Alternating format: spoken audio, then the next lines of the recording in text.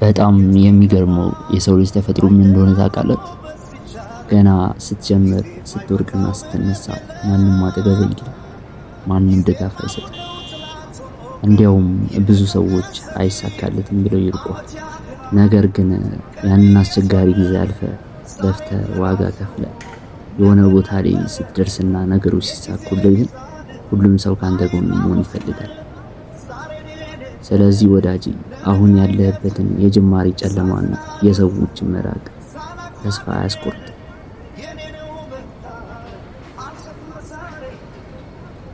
የጀመርከውን ነገር ፍንክች ሳትል ቀጥልበት። ዛሬ ያላመኑ ነገ ያጨበጭቡልሃል። ጉዞውን ፈጽሞ አታቋርጥ። ምክንያቱም ያንተ ስኬት ለጥያቄዎቻቸው ሁሉ ትልቅ መልስ ነውና በርታ።